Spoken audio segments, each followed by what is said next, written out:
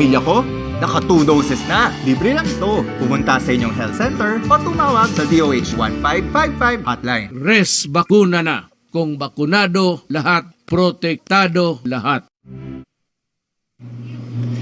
Magandang tanghali po sa ating mga kababayan at sa mga miyembro ng Malacanang Press Corps. The President started the week by joining his counterparts from the Association of Southeast Asian Nations, ASEAN, and the People's Republic of China in a productive discussion at the ASEAN-China Special Summit to commemorate the 30th anniversary of dialogue relations.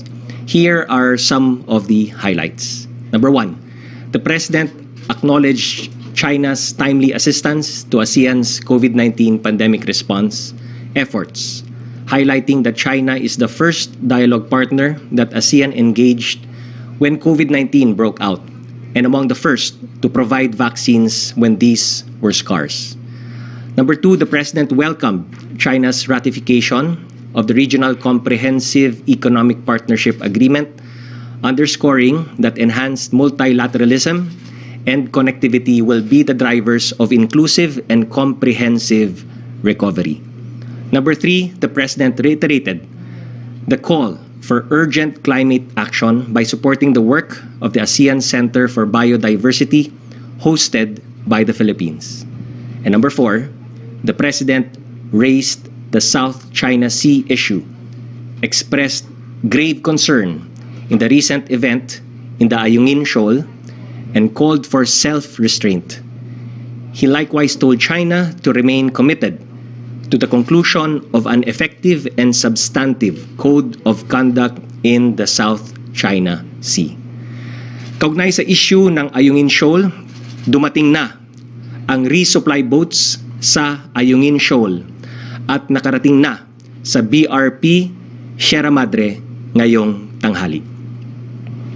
Samantala, nagsimula na kahapon November 22 ang rollout ng booster shots sa A2 o mga senior citizens at additional shots para naman sa A3 o yung may mga immunocompromised.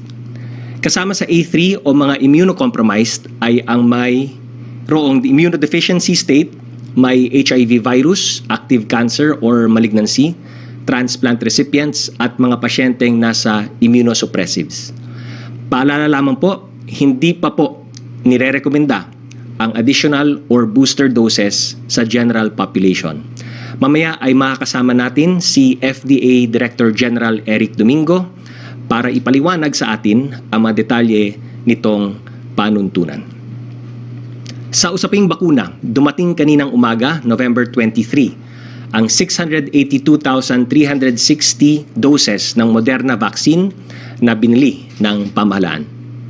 Samantala, nasa halos 76.5 million ang kabuuang bilang ng doses ng bakuna na naiturok sa buong Pilipinas as of November 22, 2021, ayon sa National COVID-19 Vaccination Dashboard.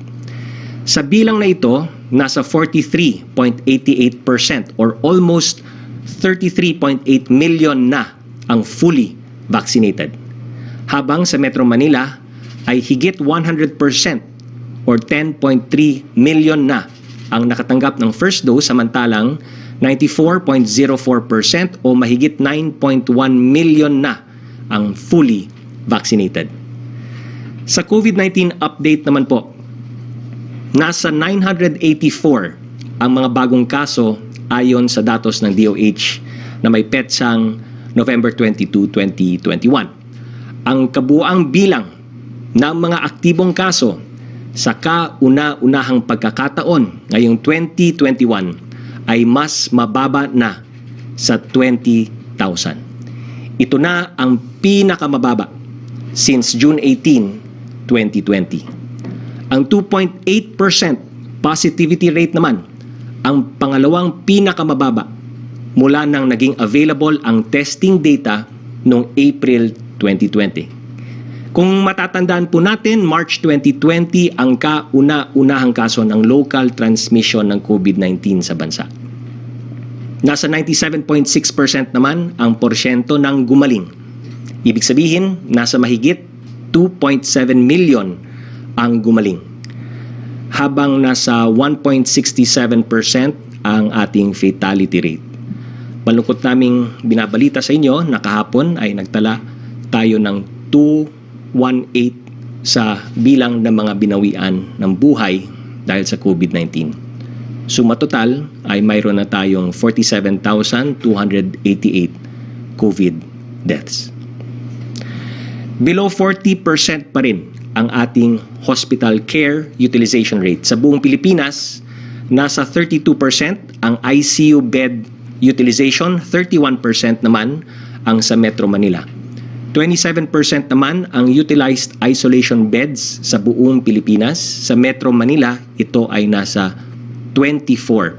Samantala, 17% ang utilized ward beds, 23% naman dito sa Metro Manila. Pagdating naman sa ventilators, ang utilized sa buong Pilipinas ay nasa 18%, 20% naman sa buong Metro Manila. Gayunpaman, bumababa man ang bilang ng mga numero kaugnay sa pandemya, patuloy po ang ating paalala sa ating mga kababayan. Sumunod sa mask, hugas, iwas, at magpa-bakuna. Isa pang mahalagang update, ininspeksyon kahapon ni Pangulong Duterte ang mga proyekto sa lungsod ng General Santos. Sa General Santos Airport, personal na ininspeksyon ng Pangulo ang pinalawak at mas pinaayos na passenger terminal building, ang mga modernong navigational aids at ang pinatayong CAAP administration building. Kung dati ay nasa 800,000 passengers ang kayang ma-accommodate ng passenger terminal building sa isang taon, ang pasilidad ay kaya na ngayong mag-accommodate ng 2 milyong pasahero kada taon. Ininspeksyon din ng Pangulo ang katatapos lamang na Port Operations Building Amenity Complex ng Port of General Santos sa Macar Wharf. Kung noon ay siksikan, makipot, mainit at lumang-luma ang transit shed at warehouse ng Pantalan, ngayon ay moderno, mas malawak at mas maganda na ito. Nasa 3,000 square meters na ang Port Operations Building Amenity Complex. Aabot sa 1,300 na malalaking barko kada taon ang kayang i-accommodate ng Port of General Santos. Samantala, nalagdaan na ang Memorandum Order number 57 kung saan inaatasan ang pagsusumite ng Citizens Charter ng bawat ahensya ng gobyerno kasama na ang state universities and colleges at mga local government units. Ito ay bilang pagtalima sa Ease of Doing Business and Efficient Government Service Delivery Act. Pagkatapos ng briefing na ito ay bibigyan namin ng kopya ang MPC. Ngayong araw, inaalala natin ang mga naging biktima ng Maguindanao Massacre. Kung inyong matatandaan, sa ilalim ng kasalukuyang administrasyon, nakamit natin ang katarungan para sa mga biktima ng naturang kaso. Pagkatapos matulan ang mga napatunayang may sala noong 2019. Patuloy po nating sinusulong ang kalayaan sa pamamahayag. Maraming salamat po. I now turn you over to FDA Director General Eric Domingo via Zoom para ipaliwanag ang booster shots or additional vaccine doses. Ay, magandang tanghali, Sec. Karlo, sa press court sa inyo po lahat. Magbigay lang po ako ng konting updates on the booster ng ating pong mga bakuna, pagbabakuna ng additional shots na naumpisahan na rin po nung Friday.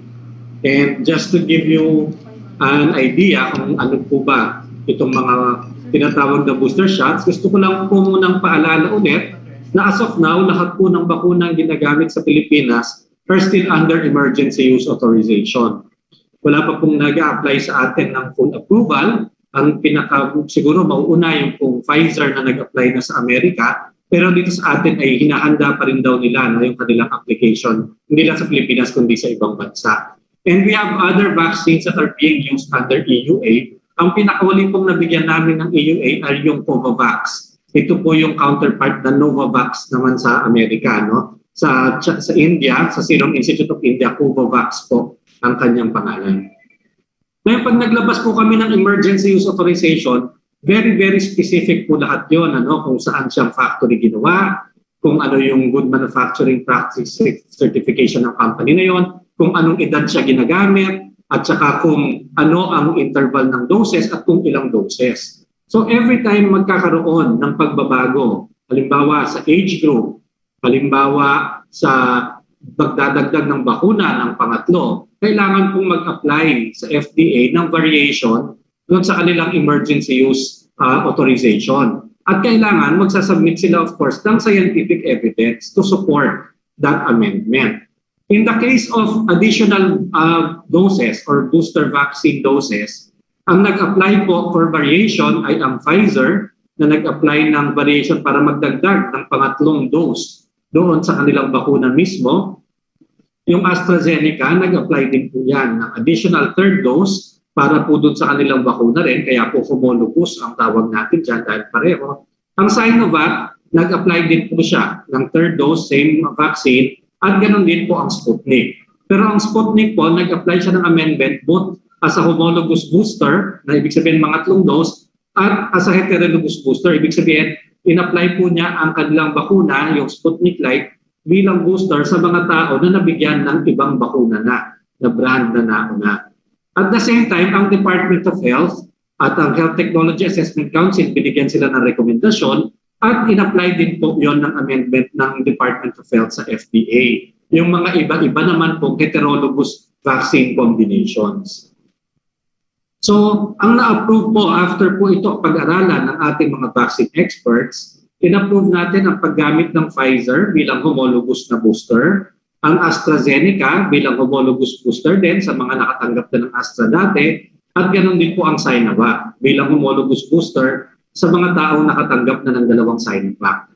Yun naman pong na-approve natin ang Sputnik as a for use as a heterologous booster. Ibig sabihin kung ibang bakuna ang natanggap dati, ito pong Sputnik ay maaaring matanggap as a third dose. At yung pong Department of Health na listahan, marami pong na-approve na heterologous combination. Iba-iba pong combination. At ito po ngayon ang dinesisyonan ng DOH kung alin ang gagamitin nila.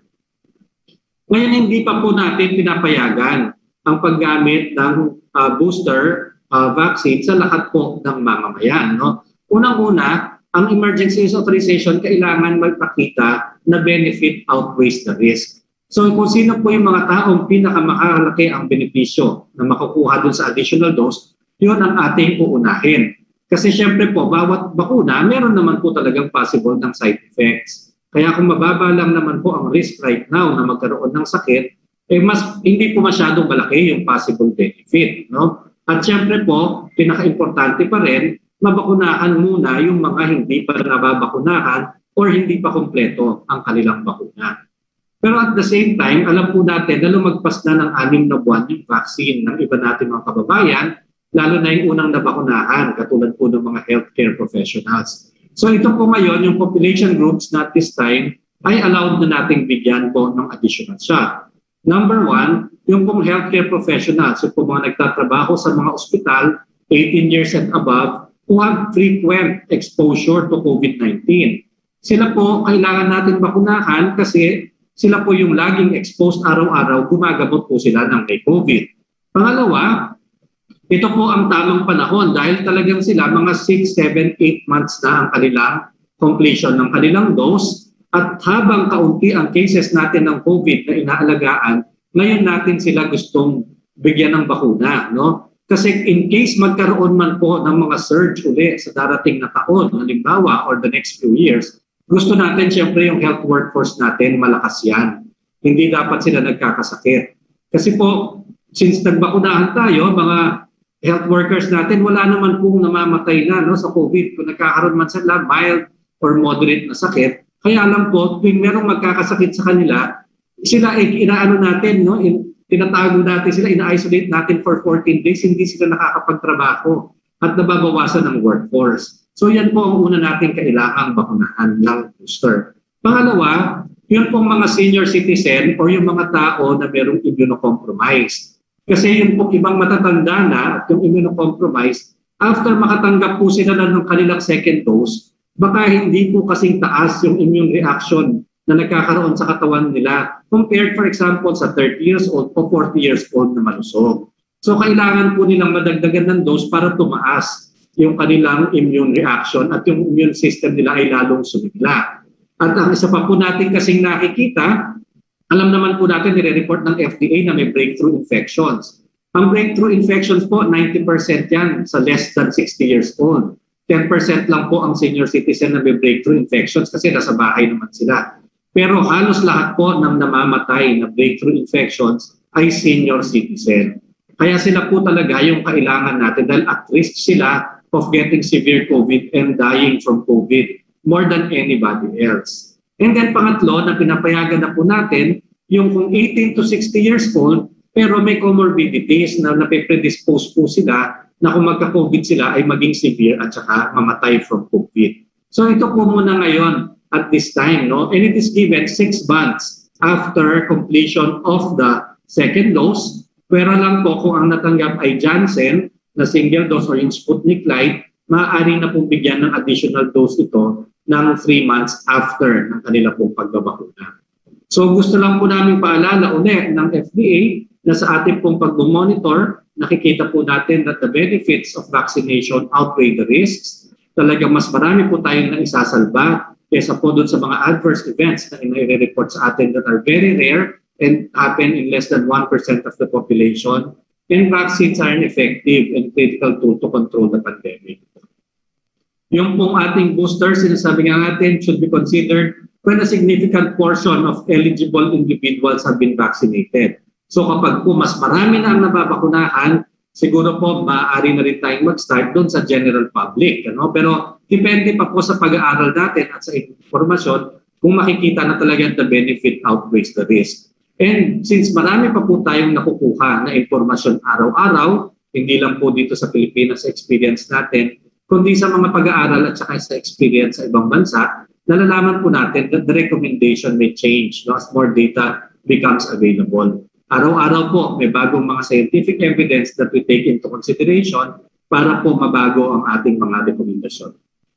So sa ngayon, ito po yung ginagamit ng atin pong DOH, no? Na mga available, nakita na rin po siguro ninyo ito. So for Group A1, kapag po nakatanggap ng kahit anumang bakuna, maaari pong magbigay ng homologous vaccine or heterologous vaccine after 6 months. Yun naman pong Janssen o yung Johnson & Johnson, after 3 months, maaari na pong magbigay ng isang heterologous na vaccine. Yung pong AstraZeneca, Pfizer, or Moderna. So yun lang, Sec. Karlo, maraming salamat. Maraming salamat, DG Domingo. Tumungo naman po tayo kay Yusek Rocky para sa mga katanungan mula sa MPC. Yes, good afternoon, Secretary Nograles and kay Undersecretary Domingo. Ang una pong tanong mula po kay Rosa Licos ng UNTV, sa mga nakalipas na linggo po nananatili pong mataas ang COVID-19 deaths sa bansa kahit po pababa ang healthcare utilization rate ng COVID-19. Tinatalakay ba ito sa IATF? Ano ang masasabi sa kasalukuyang clinical management ng severe critical COVID-19 patients sa bansa? Mas marami na available treatment ngayon. Bakit hindi pa rin natin ma-improve ang management ng critical illness sa COVID-19? Opo, pinag-uusapan lagi yan sa IATF, no? Ang mga numero at mga data, mga datos. At nakita po natin, no, na 9 out of 10 na mga COVID cases na nasa hospital po ay unvaccinated. Kaya nga po, ine-emphasize po talaga natin yung vaccination, full vaccination na kinakailangan lalong-lalo na ng mga senior citizens, mga immunocompromised. Lahat po yan na kailangan po talaga natin protektahan laban sa COVID-19. Kaya number 1, kailangan po na fully vaccinated sila. At pangalawa po, para sa booster shots or additional shots, kabilang na rin po sila dito sa patakaran natin ng pag-booster at additional shots. Siguro tanungin rin po natin si FDA DG Domingo kung may dadagdag pa po siya. Oo. Oo, Sec Carlo, Yusek Rocky, no? Actually, ang ating pong mortality rate sa mga COVID-19 ay napakababa. No? It's less than 1.5%. This is actually one of the lowest sa buong mundo. No? So hindi po, maganda po ang management natin ng cases. Sa ngayon, talagang for severe cases, very limited po ang gamot na ginagamit sa buong mundo. Itong mga remdesivir, tocilizumab. Ang mga bago po nating gamot ngayon na pumapasok, yung mga molnupiravir, chloroquine, are given to mild cases, mild to moderate, in the hope of preventing severe cases. So good news po yan. Makikita siguro natin in the next few months na kapag maaga tapos nagamot, ay mababawasan ang magpupunta sa severe cases. Pero kaya lang po siguro napapansin ninyo ngayon, medyo mataas minsan yung mga deaths na nire-report. Kasi marami dito, alam po ni Sec Carlo, mga backlogs, mga ngayon lamang nako-confirm, kaya po ngayong nire-report. Hindi po ibig sabihin na namatay po yan within the last few days. No? Maaari pong dati pa yan, pero ngayon lang po kasi nare-report at nabibigyan. Opo. Sunod pong tanong ay mula kay Vic Sumintak. Can we get daw po policy action regarding Senator and Presidential Candidate Ping Lacson's personal visit in Pag-asa Island, West Philippine Sea at nagtanim ng Philippine flag doon? Well, bilang senador, malaya naman po niyang gawin yan dahil kasama naman po yan sa territory ng Pilipinas. Opo. From Joel Peleño ng DWAIZ, nagbanta po si Filipino pole vault ace EJ Obiana na agad magre-retiro if the National Athletics Federation will not withdraw their ongoing inquiry laban po sa kanya kasunod ng kabiguan umano niyang mabayaran ng kanyang Ukrainian coach. But even the foreign coach ni Obiana dininay na ang allegation at sinasabing sinisira lamang ng National Athletics Federation ang pangarap at kinabukasan ni Obiana. Ano po ang reaction dito ng Palas? Do you think na dapat pong itigil ng Athletics Federation ang pagdinig against Obiana? Nagsalita na po ang PSC tungkol sa concern at issue po na yan at inaasahan natin na mas magiging pang proactive ang PSC at i-monitor po natin yung developments ng concern po na yan. Opo. From Joe Montemayor, any comment po sa lakas CMD statement that President Duterte is still their top choice for senator? Yan lamang po ay patunay sa mga accomplishments ni Pangulong Duterte at patunay lamang din po na sa paniwala na kapag siya po ay naihalal bilang senador ng Republika ng Pilipinas ay mapagpatuloy niya rin yung mga nasimulan niya, lalo na sa mga programa kontra kriminalidad, terorismo, kontra droga, kontra korupsyon, at sa mga economic programs niya, kabilang ang Build, at syempre yung patuloy na pagtulong niya sa mga mahirap nating mga kababayan. Thank you, Secretary Nograles.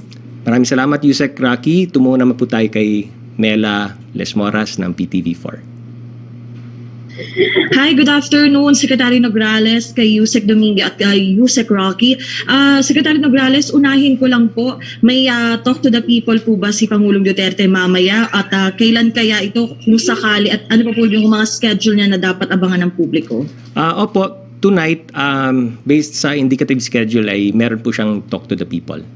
At yung ibang mga schedules po niya, we will release it as soon as it becomes available to the public. Opo.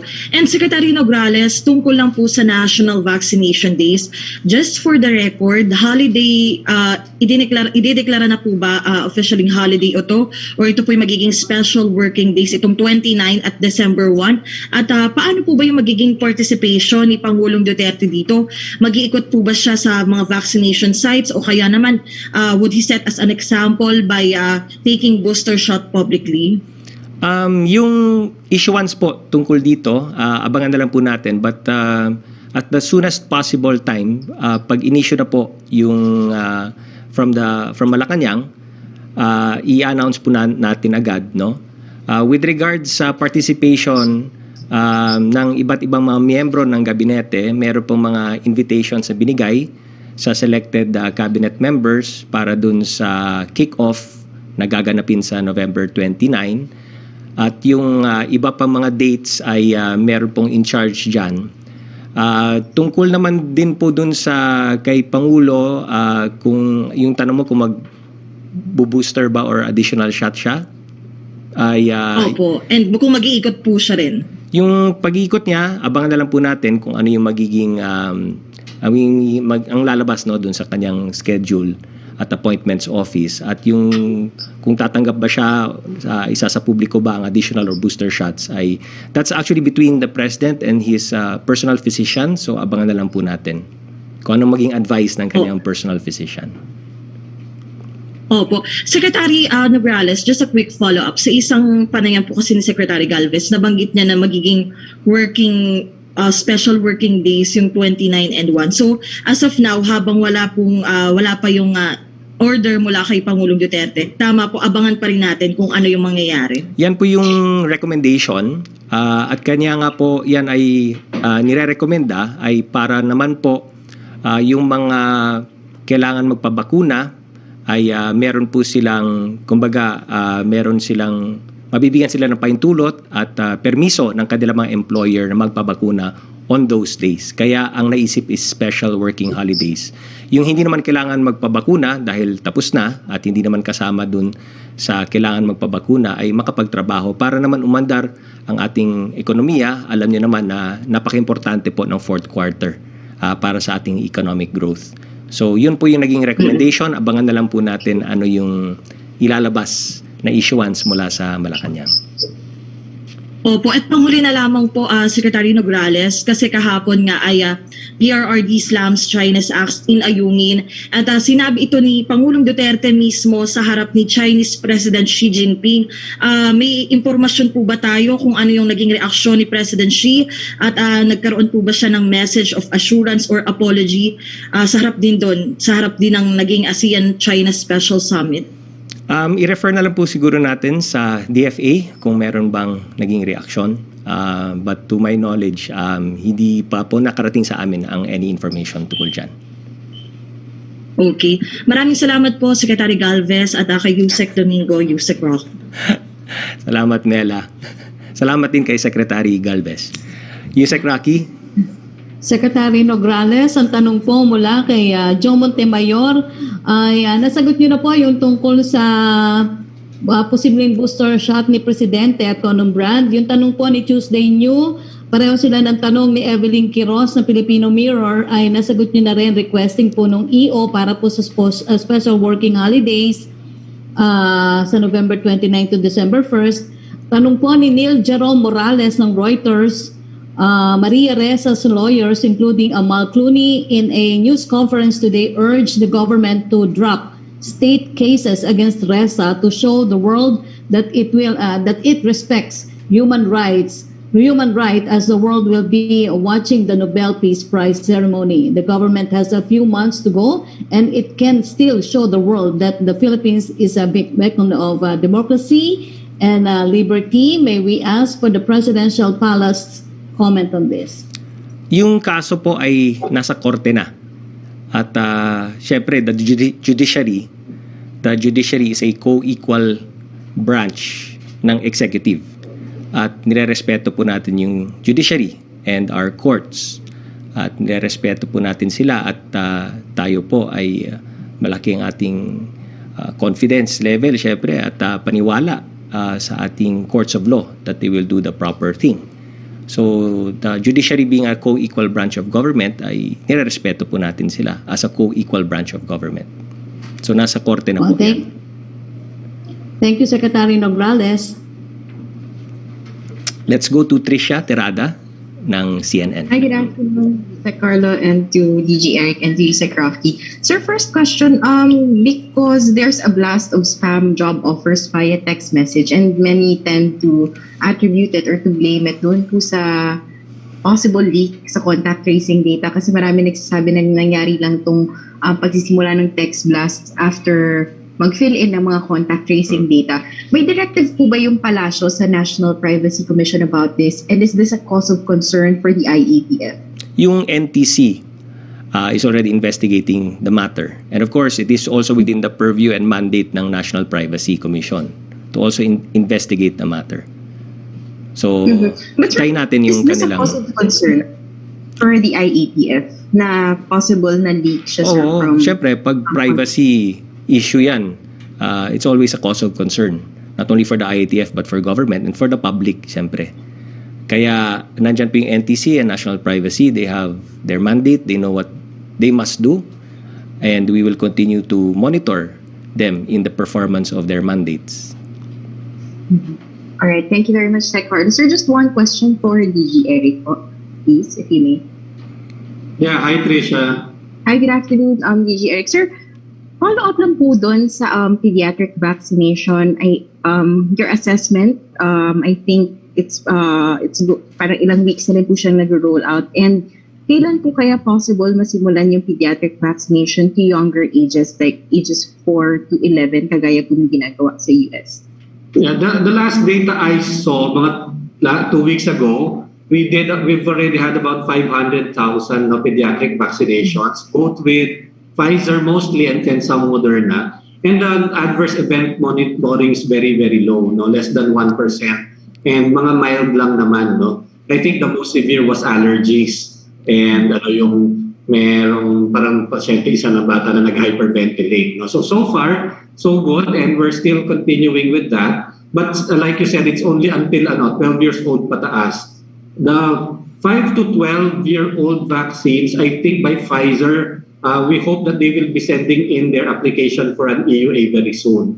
Nagtanong na sila, they already asked for the list of requirements, and they told us that they are completing the requirements. No? Meron lang kasi yatang difference konti dun sa formulation ng vaccine for children. So it's going to be it's like a new EUA, no? Kasi medyo may bagong innovation do sa product. But other than that, ang Sinovac din, hinihintay namin na mag-submit ulit ng data nila for children na below 18 years old. They just have to complete some more data to give to our vaccine experts. And we hope to get that soon. So yun yung dalawang possible vaccines for children below 12 coming soon. Sir, kung sa estimates lang po, when do you possibly see the vaccination for younger children in 4 to 11 na range, sir? I would think before the end of the year. I'm pretty sure Pfizer is going to be ready. And the Sinovac also told us that their data is being collated and will be submitted soon. So I believe before the end of the year, we're going to have vaccines for children below 12. All right, thank you very much, DG Eric, and thank you also, Sec Carlo. Maraming salamat. Back to you, Sec Rocky, for additional questions. Yes, Secretary Nograles. From John Villaviray ng Asahi, Manila, nasagot niyo, Secretary, pero baka may madagdag lang po kayo about Ayungin Shoal. The President in his statement at the ASEAN-China Summit shared that we abhor what happened in Ayungin Shoal recently. He sounded direct and critical of Chinese action in the South China Sea. It's unusual for the President to speak this way. When it comes to China, what does he hope to accomplish by changing his tone so close to the end of his term? I think the President has always been consistent, no? Sa UN General Assembly, sa mga ASEAN summits, lagi niyang binabalik-balikan yung UNCLOS at yung ating arbitral award. So, umabalik siya lagi doon at lagi niyang sinasabi yung importance ng peace and unity, importance of peaceful resolution ng ating disputes. So, very consistent si Pangulo dyan sa issue at concern po na yan. Opo. From Jopel Peleño, BWIC, do you think natanong na pala po ito nung last briefing. From Evelyn Quiroz ng Filipino Mirror, for you, Sec Domingo, you recently stated that COVID-19 vaccines may have full authorization from the Philippines Food and Drug Administration by early next year, but no drug maker has applied for full market authorization yet. Can't the government dispense with the authorization requirements so that the vaccines can be brought in and distributed as soon as possible? Well, actually, Yusek Rocky, may naka-ready na kami ng express lane for that, and definitely it will be expedited pag nag-apply. Pero ang marketing authorization po kasi is very very particular to each company who owns the product. So hindi po pwede itong basta na lamang ibigay ng FDA. Kailangan po kung sino ang may-ari ng bakuna, dahil may intellectual property po sila po ang mag-a-apply niyan, magpapakita ng kanilang quality data, ng kanilang pong safety and efficacy. At pag makita natin maaari na po siyang ibenta, ay papayagan po ng FDA. Pero until mag-apply po ang kumpanya, hindi po natin yan maaaring payagan na ibenta ng kahit po sino. From MJ Blancaflor of Daily Tribune, the president said yesterday that the presidential aspirant he had accused of using illegal drugs eluded law enforcers since he allegedly takes drugs in exclusive places katulad sa yate or in the air. Is it an admission daw po that rich people evaded the government's drug war? Ito po ba ang reason kung bakit may perception na mahihirap lamang ang nahuhuli o napapatay? Hindi po. Actually, kung titingnan natin ang datos, according to PDEA, pati ang ating mga law enforcement agencies, ay marami na po tayong nahuli na mga high-value targets na lumalabag sa Dangerous Drugs Act. No? Pangalawa, ang mensahe lamang po ni Pangulo dito ay siyempre kailangan din po natin ng kooperasyon ng bawat isa, ng publiko, lalo na. So kung may nalalaman po na impormasyon ay ang patuloy na panawagan for the public to cooperate and inform our law enforcement agencies pag may nalalaman po sila. Pangatlo po, yung Philippine National Police natin has already issued a statement that they're already conducting a fact-finding investigation regarding the matter. Opo.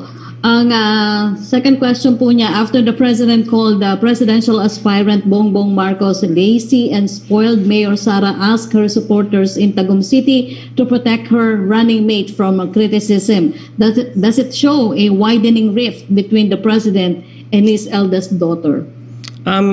They belong to different political parties. At syempre, as with any different political parties, meron mga common candidates at meron mga candidates na sinusuportahan for other positions, no? Ang either party. So, in a political exercise like the elections, ay normal po na magkaroon ng ganyan, no? Pagkakaiba ng sinusuportahang mga kandidato. Opo. Ang third question po niya, will there be a last-ditch effort on the part of the ruling PDP Laban to reach out to Mayor Sara and ask her to support your presidential bet instead of Mr. Marcos? Is the party pessimistic na magbabago pa ang isip ni Mayor Sara? Sa pagkakaalam ko po, ang PDP Laban ay magkakaroon ng isang National Council meeting na gaganapin few weeks from now. So maaring pag-usapan po ng partido ang concern or issue po na yan or ang question po na yan.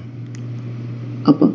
From Aiko Miguel ng UNTV for DJ Domingo, ang Office of the Vice President meron ng supply ng molnupiravir. Is this allowed under CSP? Paano ang monitoring sa mga mabibigyan ng antiviral pill? Ilan na ang hospital na may CSP at may pending application for molnupiravir? Similar question po with Red Mendoza ng Manila Times. Yeah. As of now, yung sa Kraki, Red tsaka Aiko, meron na tayong 89 hospitals na merong compassionate special permit for molnupiravir.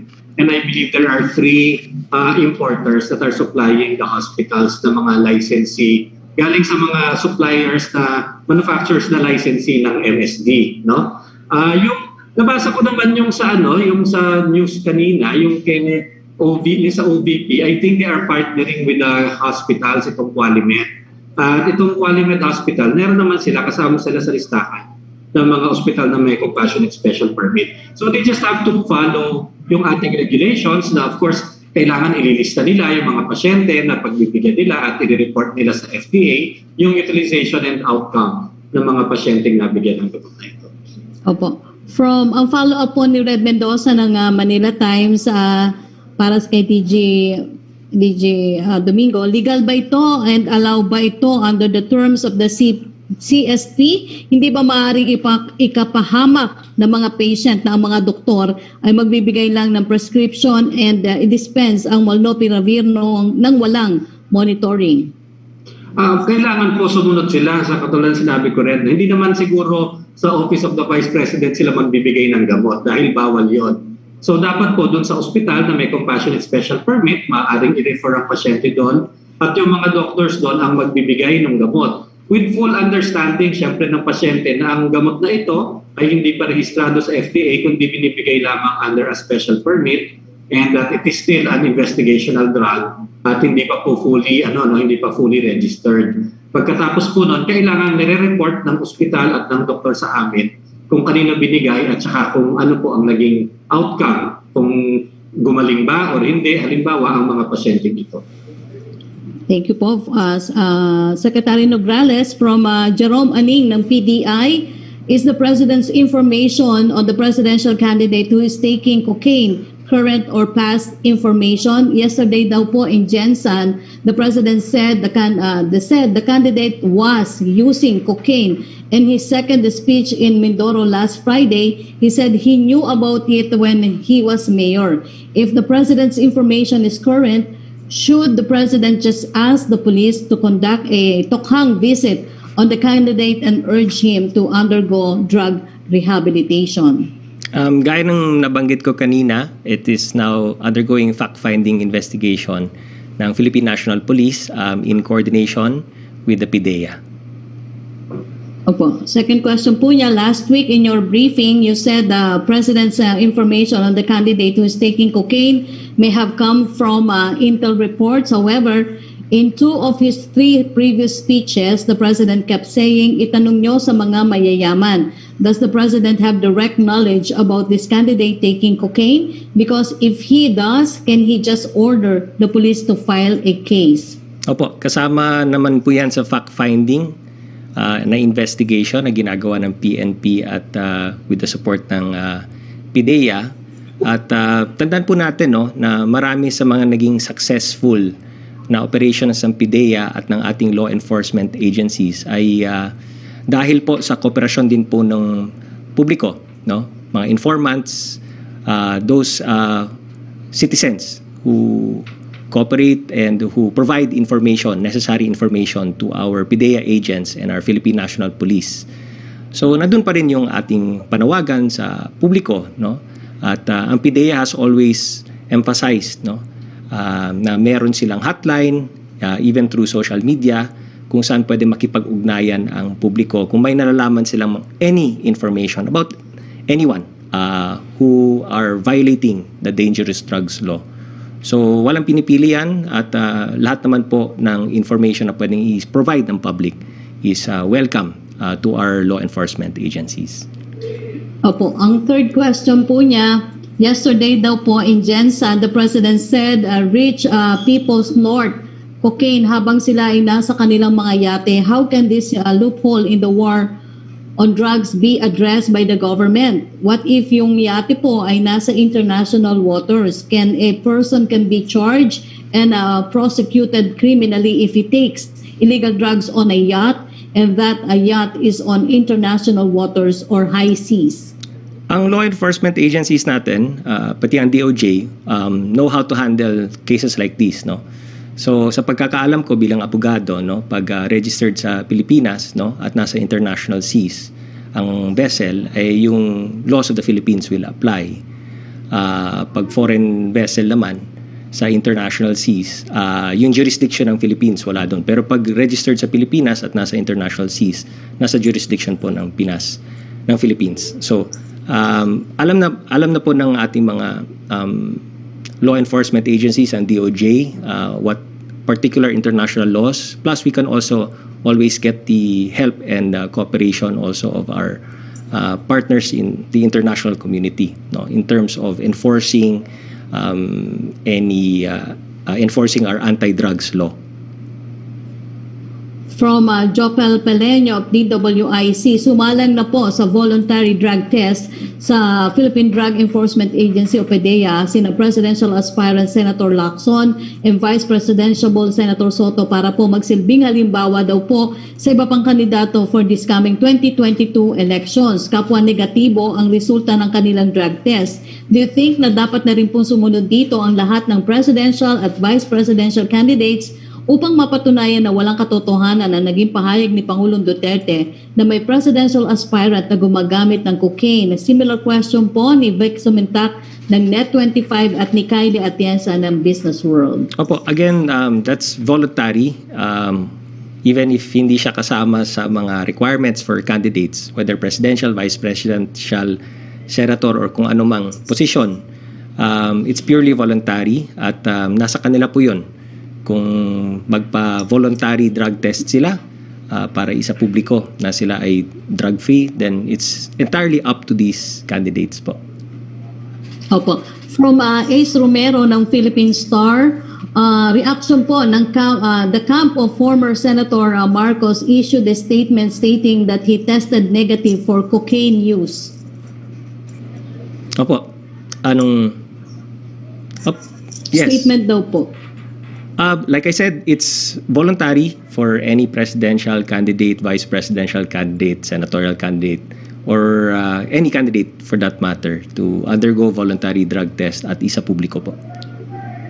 Opo, yung ang tanong po ni Ace Romero, negative, nag-issue daw po ang statement yung camp ng former Senator Marcos. He tested negative for cocaine use.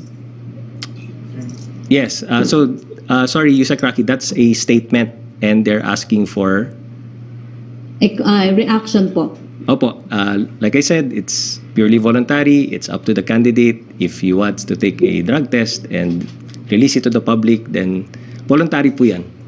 Opo. Opo. Sunod pong tanong, maaari na po kayang mapagbigyan ng hiling ng ilang pribadong eskwelahan na miyembro ng Coordinating Council of Private Educational Association of the Philippines o COCOPEA na mapabilang o makasama sa pilot testing ng face-to-face classes lalo na ngayong tuloy-tuloy na po ang pagbaba ng COVID-19 cases sa bansa. Opo, sa pagkakaalam ko ay nag-uusap at nakikipag-ugnayan na rin po yung COCOPEA with DepEd. Nagkaroon na po sila ng mga initial meetings at they're finalizing, alam ko may mga guidelines ang DepEd, na-communicate na po yan sa COCOPEA for them to follow. And if they follow all the guidelines, then DepEd will grant them the permission to conduct face-to-face classes. So meron na po silang coordination efforts na ginagawa. Opo. From Ivan Mayrina ng GMA News, what actions will the palace take on PCOO officials, specifically Mr. Dominic Tahon, who were censured by the Senate after they were caught drinking alcohol and exhibited improper behavior while budget deliberations were ongoing? Similar questions with Lanes Capanti of GMA News Online. We refer the matter to the head of agency, and we are confident that the head of agency will take the necessary actions. Opo. From ang second pong tanong ni Ivan Mayrina, does the President continue to support Pastor Apollo Kibuloy? Will the President allow his extradition to the U.S. should the U.S. formally request it? As a lawyer and as a former prosecutor and the chief executive of the country, he will execute the laws accordingly. Opo. Sir, may follow-up lang po si Salarina Monte ng NHK. In a statement, Bongbong Marcos says he took a cocaine test yesterday and the result was submitted this morning to the Philippine Drug Enforcement Agency o PDEA, the Office of the Chief of the PNP, and the National Bureau of Investigation. Won't you encourage Marcos to go directly to PDEA and have himself tested there? As I mentioned, this is really a purely voluntary act for any candidate in whatsoever position. So it's really up to them how they would want to conduct their voluntary drug test and if they want to submit it to the public. Nasa kanila po yun. From Pia Gutierrez ng ABS-CBN for DJ Domingo, is Molnupiravir already available in the market? Magkano po ito? May mga napabalita ng nag-order ng gamot na ito bago pa man daw po magkaroon ng EUA. Illegal ba ito? Hindi naman po. No? It's not yet out in the market. Meaning hindi pa po ito mabibili sa mga butika ng kahit sino. Pero even before the EUA, there are now 89 hospitals have gotten a compassionate special permit from the FDA. So pag ganun po, maaari ng import ito, yun lang, under strict control lamang po, they just have to report to FDA on the utilization of the products. Opo. From Vance Fernandez, Secretary Nograles, with the latest daw pong illegal incursion of Chinese Coast Guard in Philippines territory resulting in a water cannon attack on Philippine supply boats heading to resupply Philippine forces in the area. Why did the supply ships have no escort, and where the nearest units of the PCG or Philippine Navy? Yung pagpadala po ng resupply boats at ang pagdating po nila doon without any escorts is just a testament and proof that we can peacefully supply and resupply our Filipino citizens there. Opo, is this being seen daw po as an act of aggression against our military security forces? Nagsalita na po si Pangulong Duterte tungkol sa issue na yan, and the DFA has already released a statement with regard to that issue and concern. And our resupply boats have already reached Ayungin Shoal. Opo, yung third question niya, yan na nga po sinagot niya ng Secretary Nograles. Tanong po ni Pia Gutierrez, reaction daw po sa statement ng Pamalakaya saying that President Duterte's statement denouncing the recent water cannon incident in the West Philippine Sea is too little, too late, and that it is under the Duterte's administration that China has intensified its militarization and aggression in the West Philippine Sea. They added that Duterte's pivot against China is subtle electioneering and to preserve his political career, as majority of the Filipinos want to assert our rights in the West Philippine Sea. Hindi po totoo lahat ng mga paratang na yon. TFA acted swiftly. The President spoke about the issue. Ang resupply boats po natin ay nakarating sa Ayungin Shoal. Okay, thank you Secretary Nograles and DG Domingo. Salamat po sa MPC. Maraming salamat Yusek Rocky at DG Domingo. Mga kababayan, sa kabila ng maraming hamon at tagumpay, nananatili ang pangangailangan para sa pinagkaisang atikain, para sa paghilom at pagbangon ng bayan. Hanggang ngayon, nananatili ang ating panawagan, kailangan nating magtulungan. Maraming salamat po. Ingat po lagi. God bless.